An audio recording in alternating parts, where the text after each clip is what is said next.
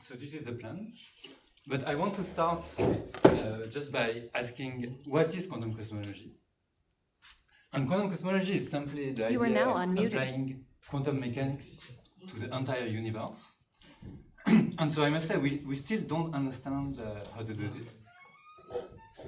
And one approach that people have used is to use the gravity path integral to study this question. And in particular, Hartle and Hawking define something called the wave function of the universe by summing over all geometries with a non-boundary condition. So this is one interesting idea in quantum cosmology. But apart from this, there's not much. And the problem of this approach and the gravity path integral in general is that it's like a black box, and so it cannot be used as a starting point to define quantum cosmology. So instead, I want to propose that the canonical quantization of gravity gives a better approach because it's a framework based on first principles. Well, and what is the idea here? Basically, the idea is to simply apply the quantization rules laid down by Dirac to general relativity. So it's completely straightforward. And the idea is that in each topological sector, so let's say, for example, here you have a sphere. Okay. Sphere. And the states are going to be wave functional of the metric on the sphere. And the constraints tells you that these states must satisfy this so-called Wheeler-DeWitt equation. So you see, this gives a completely well-defined quantum system. You just have to look at all functionals solving this equation, and this define a Hilbert space. And then you can discuss operators as the operators that commute with the constraints. So this is conceptually clear. But the main problem... There is no time is out. I mean, yeah, there's no time in this approach. But still, it defines... I will discuss how time can be understood. But you see, it defines a completely well-defined quantum system. And this has been recognized a long time ago, 50 years ago, by DeWitt. But the main problem of this approach has been that we don't know how to solve this equation. So it's more like a technical difficulty. Sorry, do you have problem of gauge invariance, diffeomorphism invariance? You have to fix a gauge, or no, of course not. Like, so this is the point. So this Wheeler-DeWitt equation is implementing diffeomorphism invariance. Okay. So of course, if you don't have any gauge symmetry, the state of a quantum system are just arbitrarily functional. But because here we have a gauge symmetry, we are doing gravity, we cannot have arbitrarily functional. What we have is solution of this equation, and this equation is essentially Einstein equation. Actually, it's the quantum version of Einstein equation. So what is capital R in the answer? Capital R is the Ricci scalar of the spatial metric. like a dimension? No, but here I'm using units where the Kuznets constant is 1, positive and equal to 1. So -2 could be -2 lambda if you prefer. Okay, so this approach has been around for a long time, and I think one of the reasons we are going to revisit it is because recently we showed that the Wheeler-DeWitt equation can be solved systematically in a large volume limit. So here the idea is that you define this T, which is the total volume, and in the limit T goes to infinity, you can solve the equation systematically. And you see, what this describes is going to be some inflationary spacetime or asymptotically de Sitter, and what we are looking at are slices like this one, so slices at late time. And what we will see is that this volume is essentially the notion of the right notion of canonical time. So this large volume expansion is also a late time expansion. And okay, so here I'm not going to go into technical details, but I'm just going to say what is the answer. And what you get is that the solution takes the following form. So okay, there's a phase which is which can be thought of as a contour term. And the important part is this function z of g, this functional. And what we obtain is that the Wheeler-DeWitt equation becomes the Weil anomaly equation for this Z of G. So essentially what we get is that Z must be thought of as a CFT partition function, because the point is that the Wheeler-DeWitt equation becomes the word identity satisfied by CFT partition function. So the result is that the Hilbert space of quantum cosmology is theory space, namely the space of all CFT partition functions. And the anomaly here is fixed by the Wheeler-DeWitt equation. So for example, for D equals 2, so 3D gravity, these are CFT2 partition function, and the central charge is fixed to this value, 3I over 2J. And so this is the Hilbert space. So any question about this? What is I? I'm sorry, 3. I is the imaginary unit. So it's an imaginary. It's an imaginary central charge. And this is something that you could have guessed from ADS-CFT, because in ADS-3 CFT2, the central charge is 3 LADS over 2G. So if you put LADS equal I LDS, which is the usual energy continuation, you get this value. But okay, this value you can derive it from the Wheeler-DeWitt equation. There are many CFTs, so don't you have any restriction? No, because we are discussing the set of all possible states. So the set of all possible states is a set of all possible CFT partition functions. I'm not saying what is the state of our universe. I'm just discussing the whole Hilbert space, which is infinite dimensional. And then, of course, you want to understand what is, you want to find, for example, what is the state of our universe. But this is a separate question, which I will hope to address. But so that's why it's quite different from ADS-CFT. So in ADS-CFT, you have a single CFT dual to some ADS bulk. In cosmology, it's not true. In cosmology, what you have is on a late time slice, the state psi of G is in some sense a CFT partition function, but you have to consider all possible states when you define a Hilbert space. So that's why, in some sense, you have to consider all CFT partition functions. Okay, so this is the work we did last year with this collaborator. But actually, the main topic of my talk is not about this.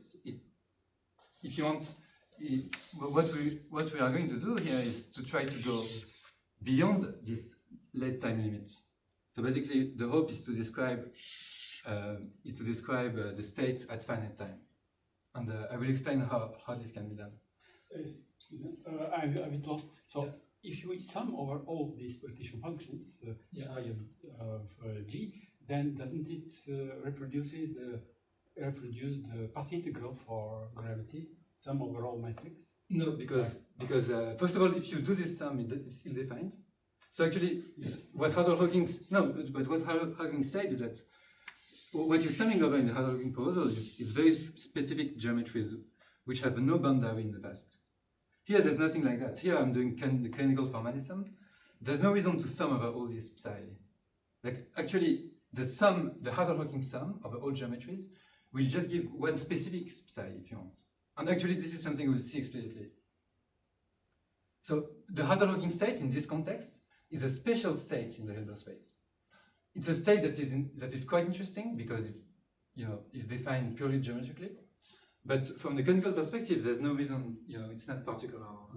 Can you say that these states are several points in the sum of all the geometries? The Hawking state, yes. But this state, no. These states are just arbitrary functionals that satisfy this equation. So in the canonical approach, you don't do path integral saddle points. And here, something to emphasize is that this analysis is true in any dimension for any matter theory and to all order G Newton. There's no approximation except the late time expansion. So it's quite different from the Hawking approach. But so in some sense, this result gives you kind of a handle because it defines the Hilbert space here on Sky Plus. And so this is nice because it gives you some clear definition here, and then you can try to understand what happens when you in the past. And so this is the idea that what we will see is that one way to understand these finite time states is to rewrite quantum cosmology as a particle. And so here, of course, this result was true in any dimension and quite generally. But to discuss the finite time story, I will restrict to something to a much simpler context, namely pure three-dimensional gravity. So this is, in some sense, a toy model. And in this toy model, we'll be able to go quite far. And then I will try to explain how to generalize this to more realistic theories. So this is the theory we look at. So this is pure 3D gravity. And also I will restrict to space-time of this form. So basically space-time which look like a torus time. So basically they will look like a torus with, which expands in time. And here again, I don't want to go into the technical details, but okay, they can be found in my paper. So why not start with a sphere? The sphere is actually harder. Oh. Yeah, and I can explain quickly why. You see, because this type of universes have this, the Poincare diagram looks like this. So each slice is a torus that inflates. But if you do, so this is T2, but if you do a sphere, so S2, the Poincare diagram is just the one of DS3. So this is just DS3. And here you have also this mean patch, but there is also this part of space-time, the static patch, and there's also a cosmological horizon. So actually, the sphere is it's much more complicated. But in some sense, yeah, I don't know. Let's say the simplest case is this one, so that's the case I'm starting with. And okay, so here I don't want to go into technical details, but the point is that the Wheeler-DeWitt equation becomes rather simple. Okay, the point is that you can rewrite it in this Hamilton-Jacobi form, and then you can do a perturbative expression in G Newton. So here you have to do this type of perturbative expansion. And the result is that this equation reduces to a Klein-Gordon equation with this, for a scalar field of this mass, for a particle of this mass. So this mass is essentially the cosmological scale in Planck units on this auxiliary space-time. So what are we doing here? Okay, so for now, what we get is the following. So the point is that the metric on this tau I is labeled by three numbers, namely this what I call t, x, and y. And t is essentially the volume, and x and y are just the moduli of the torus. So usually it's called tau, and I'm writing tau is x plus iy, and so this is in the fundamental domain of SL2Z, which is h over p SL2Z. And so essentially what you get is just a particle on this fundamental domain. And this is the theory we'll be studying during this talk, so I'll explain it more. But so the simplest way to derive this equivalence is simply to rewrite the Wheeler-DeWitt equation in this perturbative expansion, and then you get it immediately. But there are other ways to derive the same answer. For example, another way is to use the so-called TT bar deformation. So okay, this is a deformation that has been studied quite a bit recently, and one reason it's related to this story is because TT bar, so T is the stress tensor of this CFT2, and the stress tensor, when the stress tensor is essentially doing function derivative with respect to the metric. So you see that this TT bar is essentially the kinetic term in the Wheeler-DeWitt equation. And okay, this has been discussed in these papers, and I'm just going to explain the result. The result is that finite time solution of the Wheeler-DeWitt equation are just given by TT bar deformed partial functions. So now, here the solution was a CFT2 partial function, and the point is just that here, to go here, the only thing you need to do is to act with the TT bar deformation. Okay, this is not exactly true, it's more in this context that I can do it actually. But okay, that's the idea. And now you can just, this TT bar flow is integrable, so you can write an exact solution, and you can just check that it gives you the same Klein-Gordon equation. So if you want, this is just a different way to derive the same answer. Namely that the wave functional, the Wheeler-DeWitt equation becomes this Klein-Gordon equation. And one comment about this is that it gives an explicit relation of the idea that the emergence of time in cosmology is a one-dimensional group flow, so which is quite natural from the perspective of DS-CFT. But this is nice because you can see it explicitly. Sorry, equation 12 holds for all lambda. Yes. But the Klein-Gordon was for small g. Yeah. Sorry, everything here. Small lambda. Everything here is a leading order in G Newton. So lambda is not related to G. Well, I read that it is proportional to G in 11. Yeah. But so lambda is essentially this T variable, gives you this T variable. So this analysis is just at leading order in G Newton. And I will explain the corrections, but for now we just do this.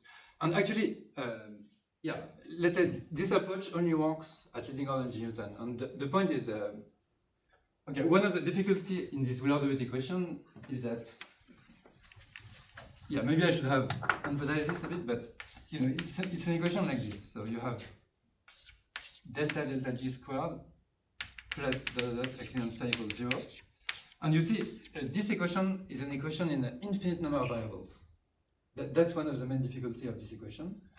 But the nice thing about this approximation that I've been doing is that this equation becomes an equation in a finite number of variables, namely this Klein-Gordon equation, box plus m squared psi equals 0, where box is the Laplacian on this spacetime, on this auxiliary spacetime, which only has 3 variables. And how do you get this type of reduction? Actually, the actual technical way to get this is a WKB approximation. So you write psi as e to the 1 over g s plus maybe some subleading terms, and this is the approximation I'm making. And so what we will see is that at higher order, what you get are corrections to this. But yes, so I mean it's quite non-trivial that you can do this type of reduction, and that's why actually the problem simplifies a lot. So this particle lives on a hyperbolic space, or just on this small thing on the quotient of the hyperbolic space? Yeah, so it lives only on the quotient. So, and I'll explain. It lives on this quotient because, yeah, and I mean this is yeah, I can explain this maybe, but the point is that what is the space-time we're looking at here? So this is the space. So the space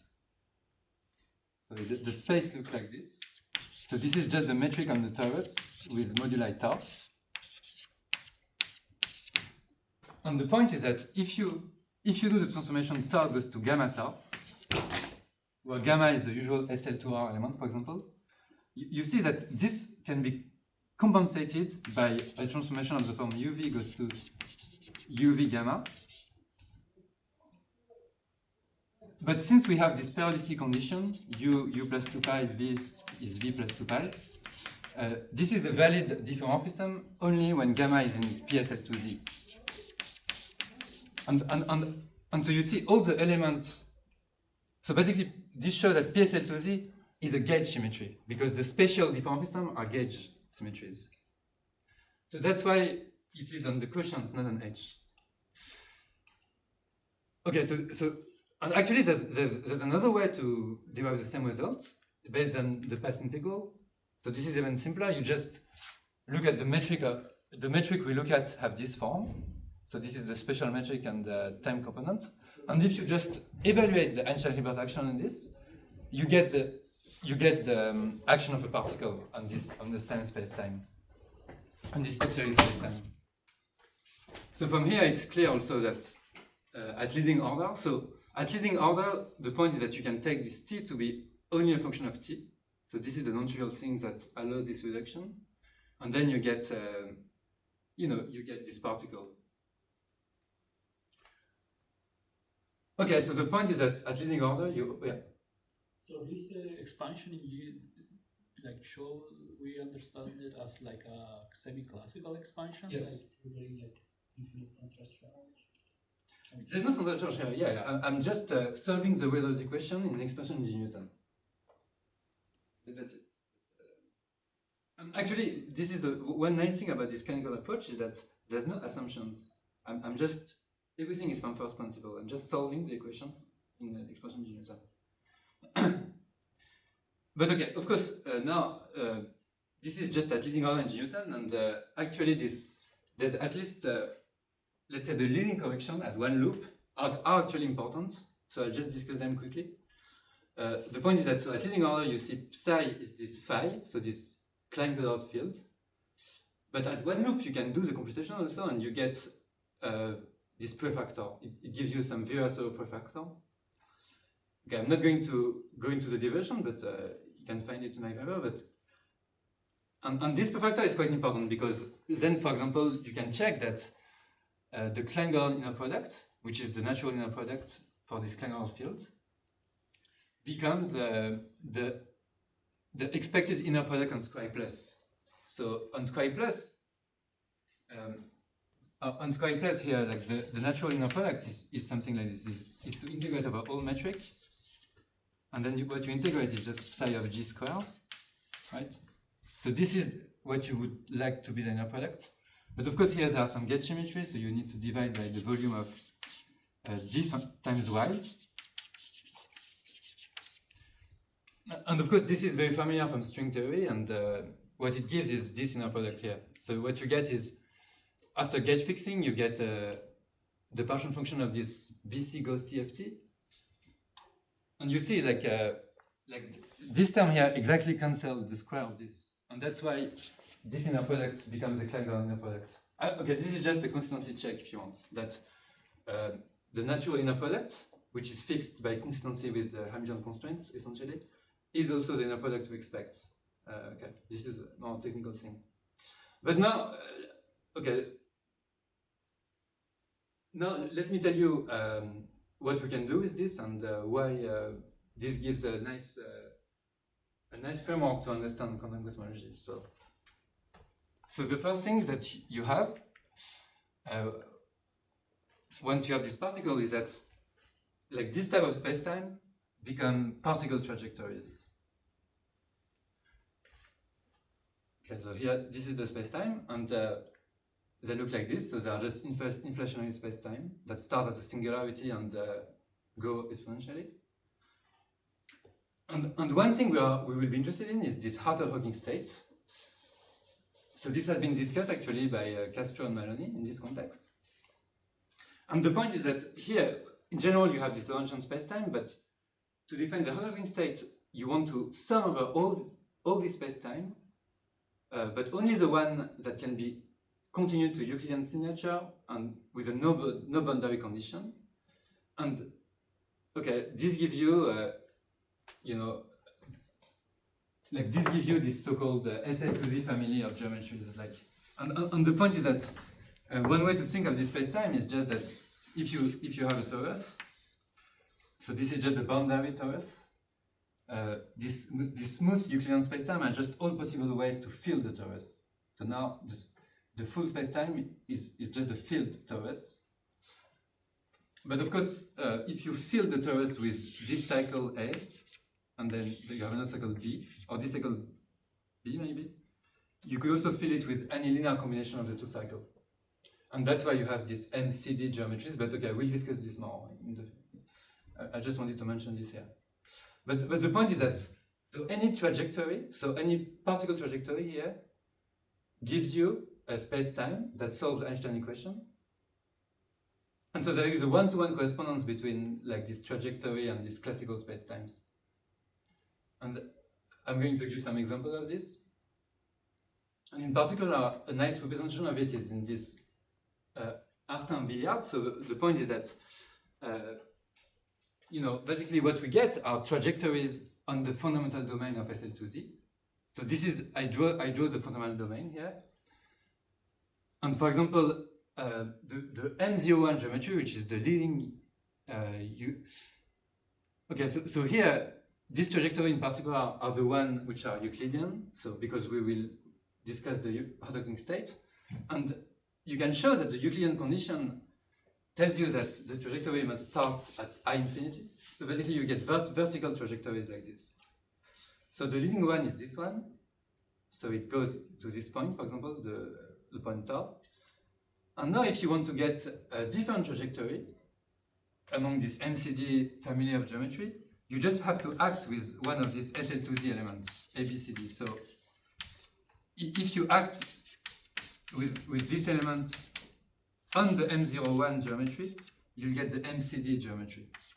So for example, the M10 geometry, what you would do is you would just act with the S transformation, so tau goes to -1 over tau, and this point will go here, and then the trajectory is still vertical, but you see it's vertical in the covering space, but in the actual fundamental domain, it's more complicated because it crosses the boundary here. So basically the way to represent it is that you have a bounce. And now you can look at the more general trajectories. So for any C and D, you get more complicated trajectory in this billiard. So these are some examples of such trajectories. So here we fix the point tau here, and then we sum over all these trajectories that start vertically from infinity. You're just bouncing on the... Exactly, yeah. It's just a billiard trajectory. And the Hartog state is defined as summing over all these trajectories. and okay, so this is already interesting because this picture gives you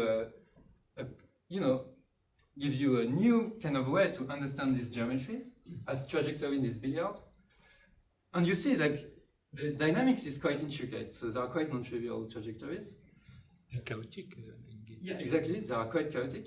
And so now the question is, can we make this more precise? And in particular, what feature of trajectory can be inferred from these two integers C and D? And this is a question that we can actually answer quite precisely. And here the point is that this trajectory is discretized in terms of this so-called Gauss map. Yeah, so this is a bit technical. I don't know if I want to go too much into details, but the point is that the Gauss map is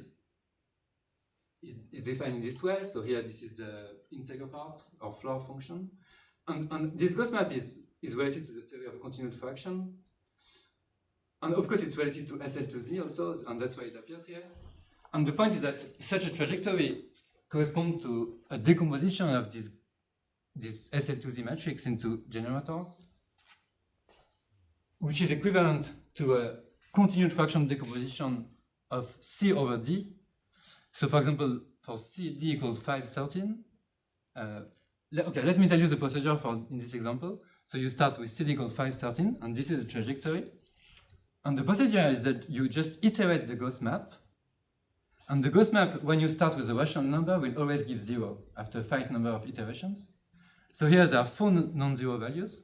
And these 4 non-zero values give you the number of bounces on the unit circle.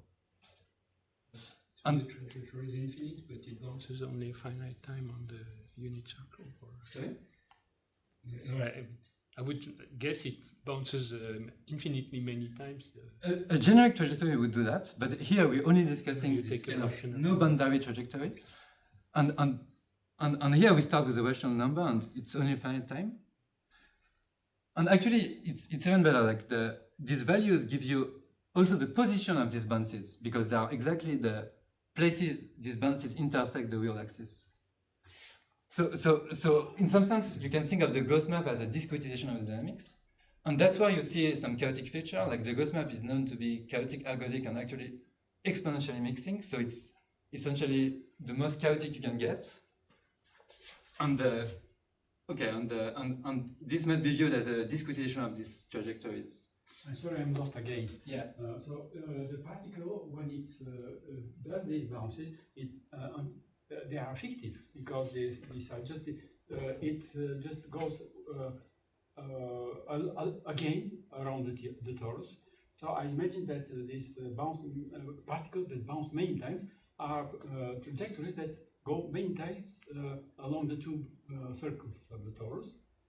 No. So here the torus has a, like, if you have this torus, so this torus is the actual space of the cosmological space-time. Yes. And the point is that this torus has a moduli tau. Yes. And this moduli tau is time dependent. And this particle, the position of this particle, tell you what is the shape of the torus at each time. I see. So this nothing to do with particles moving. There's no particle on this Yeah, torus. this is the moduli space. Yeah. So it's the moduli space exactly. So this, if you want, this trajectory tell you how the shape of this torus evolves with time. So indeed, it's quite. I mean, this is the actual shape. So it's you know, it does actually this in some sense. I mean. And okay, so here I've been only discussing this kind of Euclidean or non-boundary trajectories, but indeed, the more generic trajectory will be like Lorentzian, so this Lorentzian space-times.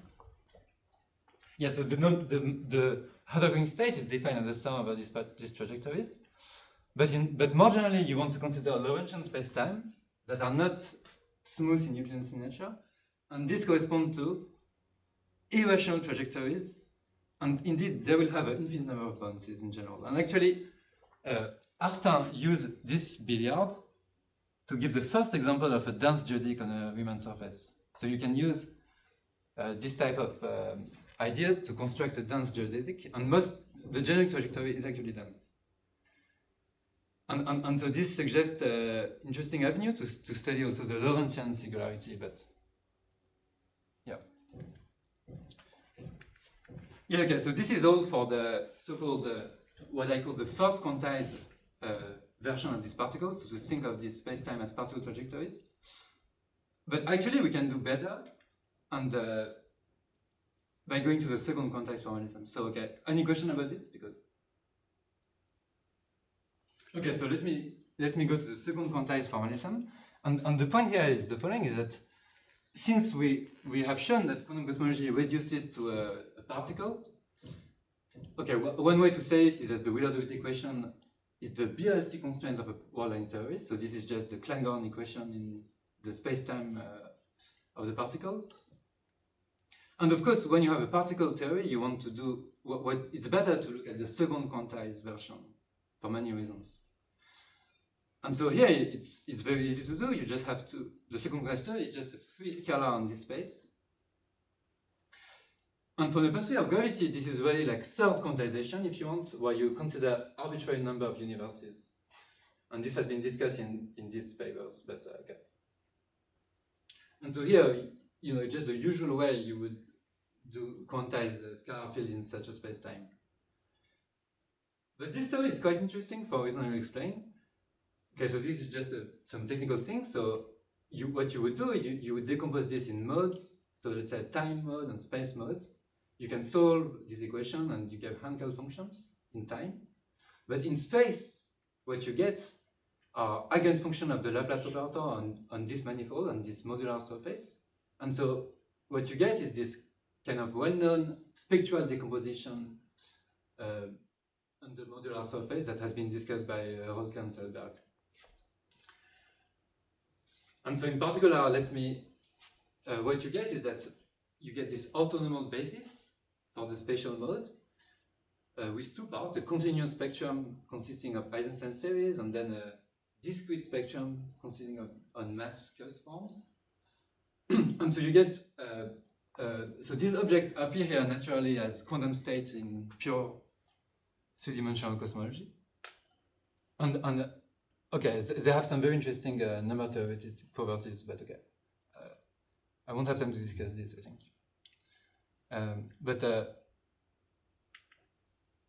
Yeah, and now let me give you some example of why this second quantized formalism is in some sense more powerful. So one thing you can do is you can define a second quantized Hamiltonian, just in the usual way for a scalar field. And okay, this is the answer. And for example, what you get is actually a time-dependent Hamiltonian. So you should think of this as a driven system. And at late and early time, this is the behavior, and you can see that the energy density is peaked at early time and then becomes uniform in the future. So it describes a system with dissipative or diffusive behavior. And using this, you can also define cosmological S matrix just by evolving the Hamiltonian from 0 to infinity. So here this time is the volume again of the torus. So we are describing inflationary universes starting at t equals 0 to t equals infinity. Okay, so I won't have much to say about this. I mean, I just wanted to give an example of what you can do with this second quantized formalism. But actually, the main application I want to give of this technology is is to understand better the Hartle-Rogin states. Sorry. Yeah. I'm a bit lost. Mu is what is mu?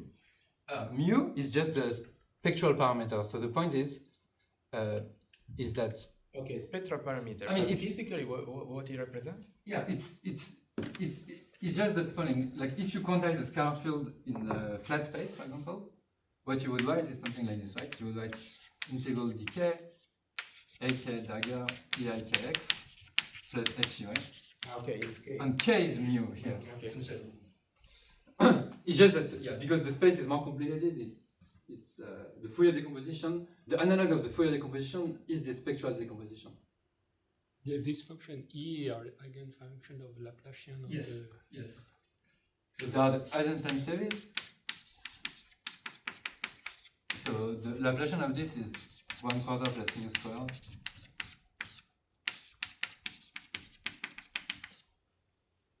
And the same for the discrete part also. You are currently the only person in this conference.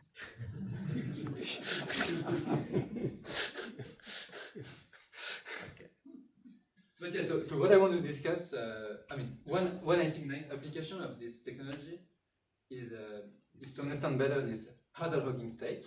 So what is the Hartle-Rogin state? It's just, again, what you do is summing over all the geometries with no boundary condition, and again, this is just all possible way to fill this torus. And this has already been discussed by Maloney and Witten in the context of ADS3, because in ADS3, the same computation defines a partition function known as the Maloney-Witten partition function, which is supposed to be the partition function of the CFT dual to pure gravity, pure 3D gravity. Okay, but this partition function is quite is very interesting, but also quite puzzling, and its interpretation remains unclear. And so in the cosmological context, it defines the wave functional, but it's essentially the same function. The only difference is that instead of taking 3 equals 3L over 2G, we take C equals 3Li over 2G. But you can define the function for any C. So you should think of it as the same function. And kind of Vic rotation or something like that. Yeah, it's an analytic continuation. I mean, one thing that has been discussed a lot in the literature under the name DSCFT is just the idea that if you have some results in ADS, you can just write LADS equals ILDS, and you get some results for DS. But of course, this procedure is quite unclear. I mean, you know, it's not like it doesn't define anything, but it's a nice trick to get some insight into the theta. And so here, what we find is that the wave functional, the Hartle-Rogin function, is just the analytic continuation of this Maloney partial function. And this has been already discussed by Castro and Maloney, for example. But okay, in this framework, basically we'll be able to get a better understanding of it. And the main technology we use was pioneered by Alte Salberg. And the main idea here is just to study the spectral density. So namely to study this function, but in the basis that I just discussed. So in the basis of Eisenstein series and Masker forms. So here you define the spectral density as this inner product. Okay, so these slides are going to be a bit technical. So maybe I'll go a bit fast. But the point is okay, you have to parameterize central charge in this way. Okay, this is just for convenience. And okay, you have these two values of central charge in the ADS context and DS context. And then you can just compute this integral and you get this answer. So, so this is the answer. And then one nice thing about this answer is that you can reproduce some of the results that have been derived by Malone and Witten. In particular, Malone and Witten obtained this. So they obtain the constant Fourier mode of this function as a expansion in y with this coefficient. So it's quite non-trivial coefficients here. And now you can just take the formula, this spectral density, take the constant Fourier mode, and what you get is this integral. And you see, like, this integral will have poles because the zeta function, this is Riemann zeta function, has poles, has the trivial zeros of the Riemann zeta function, correspond to nu equal in, with n a positive integer. And basically, by closing the contour and picking up these poles, you reproduce exactly these coefficients. So this is a nice consistency check. And also, I would say it's also a different way to derive this expansion in a much more efficient, because the way they derived it is quite, it's quite intricate. Basically, they just did the sum explicitly, And okay, so this is, in some sense, yeah, I feel like this gives a very nice representation of this Malone-Lewisian partial function. And okay, another application of this decomposition is the following: is that okay, this is again a bit technical, but the point is that now you have this decomposition. What you can do is you can use this Dirichlet representation of the zeta function. So if you write the zeta function in this way, this allows you to rewrite the Hadron state as a Q expansion with integer coefficients. And this is quite interesting because it's something that was thought to be impossible. And actually, you can do it using this. Okay, this is a bit technical again, but the point, okay, I just wrote all the details, but the point is that what you get is that the Hadron state is a sum of these three functions, this three function, while this three function becomes just some standard Q expansion, where the degeneracies are given by this Mobius function. Okay. Sorry, what is Q? Sorry? What is Q? Oh, Q is just e to the 2 pi I tau. So the point is that, the point is the following. The point is that, the point is the following, is that the Malone-Lewisian partial function, or Hadron state, you define it as follows, by summing over basically element of SL to Z. Okay, it's not exactly SL to Z, but there's a coefficient by gamma infinity, but time some seed function, and then here you act with gamma on it.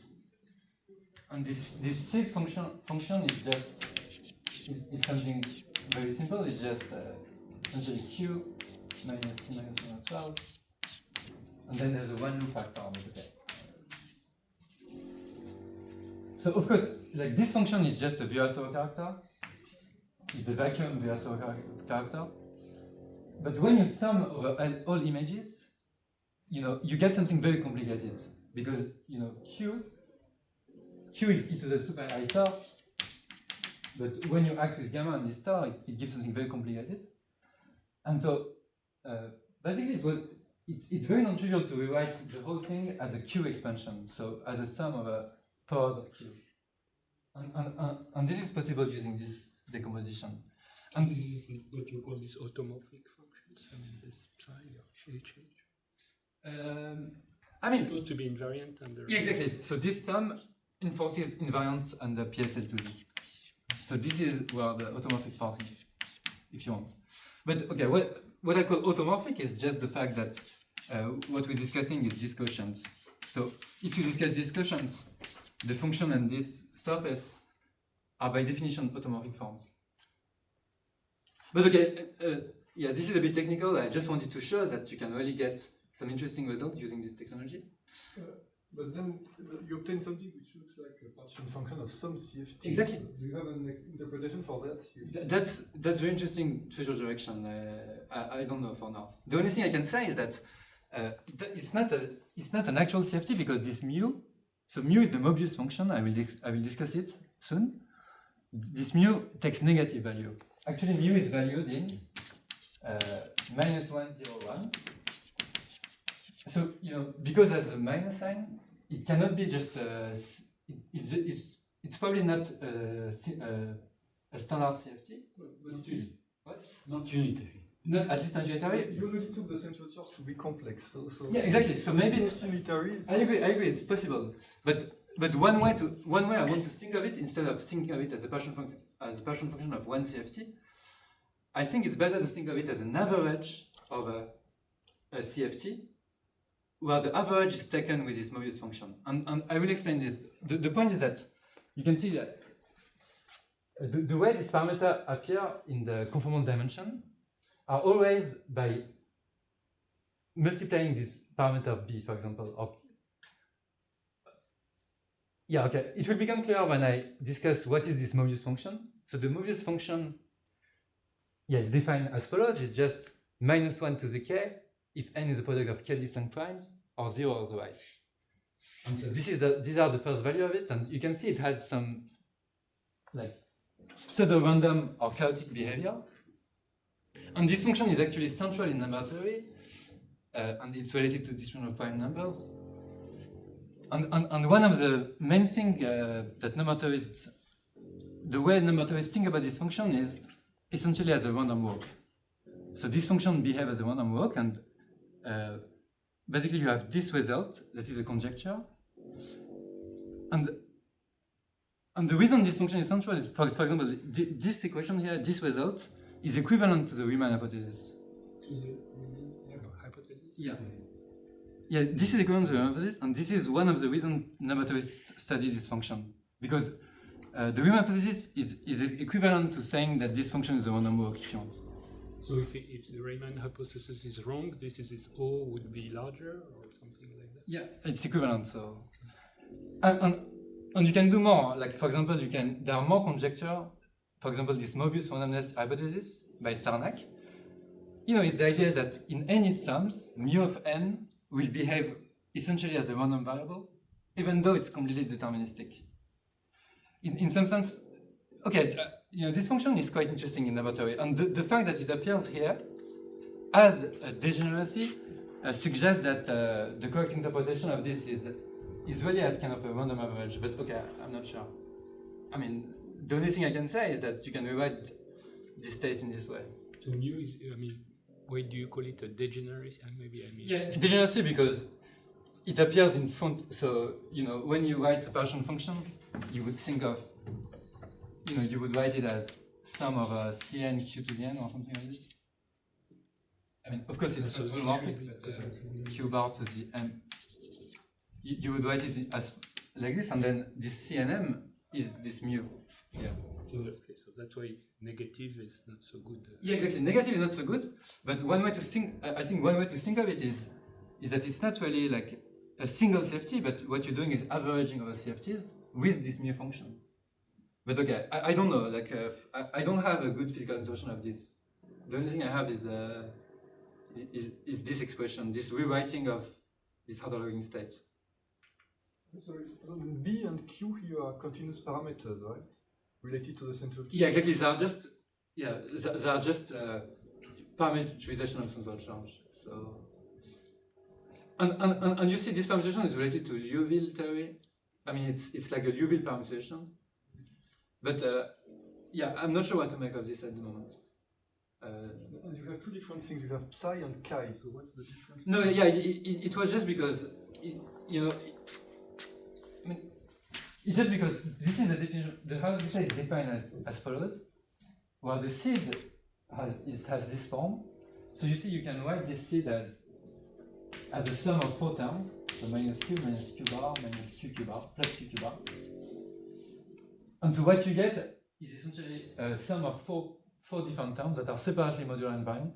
So basically, I just wanted to discuss this term separately. But which is also how Mann and Witten did the analysis.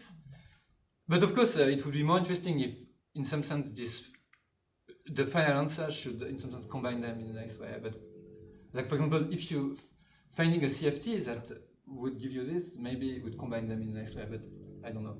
I haven't found it. But okay, so this is it for like the 3-dimensional story. But I want to take some time to discuss why this is not just why these ideas are also relevant for our universe, you know. And the point is, okay, first let me summarize. Okay, so we have argued, at least in this 3D context, that quantum cosmology is equivalent to automorphic dynamics, that is dynamics on modular space. And the way to see this is the relativity equation, which is the Klein-Gordon equation, and time evolution is Tt bar. Okay. I have discussed this second context formalism, which involves harmonic analysis on the modular surface. And using these tools developed by number theorists, you can get a new understanding of these Harder-Looking states. And I want to emphasize that automorphic dynamics is a rich and well-studied subject at the intersection between dynamical system, harmonic analysis, and number theory. And it's quite interesting that these pseudo-random objects from number theory appear naturally in this context. So it suggests that there's some interesting connection between quantum cosmology and number theory, at least some aspect of it. But of course, we're really interested in higher dimensions and what happens in higher dimensions. So actually, the story I think is exactly the same, but of course much more complicated. The point is that because nothing I did is really particular to 3D. Like the point is that wave functions in each topological sector are also going to be automorphic forms. This is just because of diffeomorphism invariance. And the relativity equation will also involve some kind of harmonic analysis on moduli space, which are exactly the ingredients that appears in the Langlands program. And we already saw that because essentially this 3D story is the simplest case of Langlands. And of course, one very interesting direction I think is to try to understand whether Hecker operators or Galois representation play a role here. And just to give an example of how this would go, like instead of taking T2, let's now take T3. So we're discussing 4D gravity. And T3 is a really good model of our universe, I think. I mean, it's a realistic model of our universe. And what you would get is just automorphic form from SL3Z this time. And now the Hilbert space is L2 of H3 over SL3Z. And these automorphic forms on this Hilbert space have been studied a lot by mathematicians in the context of Langlands. And the story is actually is very similar and in fact much richer than the PSL2Z story. So there is very similar spectral decomposition and similar automorphic dynamics. So this is something I hope to study soon. And now, while this is well known for cosmology, so one thing to say is that every experiment we perform is a direct observation of the wave function of the universe, because by definition, the wave function of the universe, contains everything. And we are now in a golden era for observational cosmology with many experiments current and future, like especially James Webb Telescope, Euclid, LISA, and many others. And so here, this is a picture of the CMB, and this is a picture of the large-scale structure of the universe, so galaxies. And you can see like this evolution from the CMB to galaxies is exactly the evolution I've been discussing. Of course, it's more complicated because there are matter, and I only talk about pure gravity, so there's still a long way to go. But the hope is that these ideas of automorphic dynamics will give you a way to understand this evolution in a quantum context. So we already understand it in a classical context, and that's good enough for many things. But understanding the quantum aspect of it will be important for some question. For example, I think the nature of dark energy requires a quantum understanding. And to finish, let me say that I think this gives an opportunity to connect theoretical prediction with experiments in a way that has not been possible so far in quantum gravity. Okay, thank you.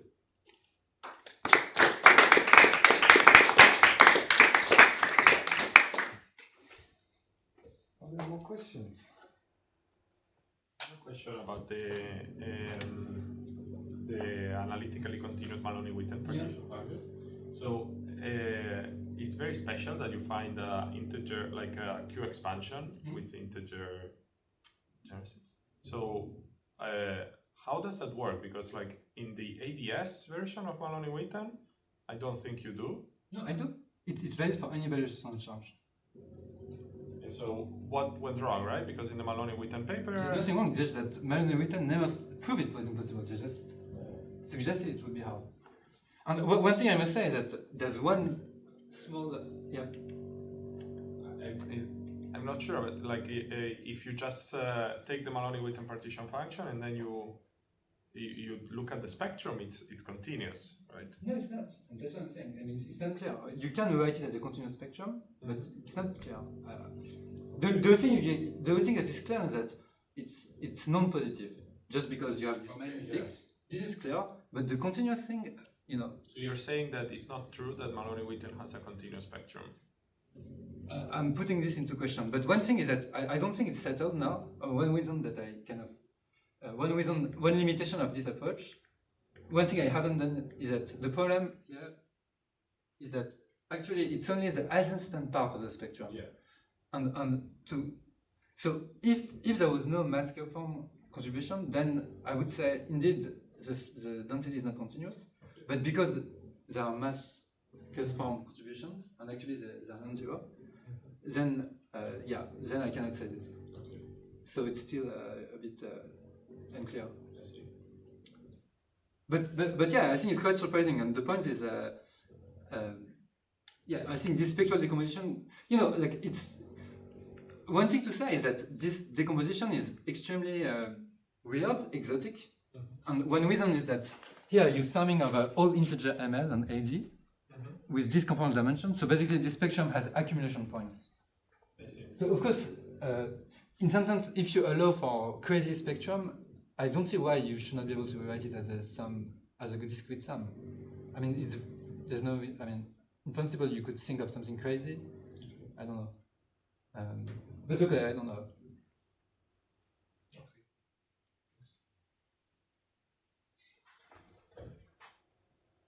Other questions? Well, if not, thank you again for this talk. Yeah, maybe someone wants to have lunch with the speaker. 12:30, would that be okay? So let's move from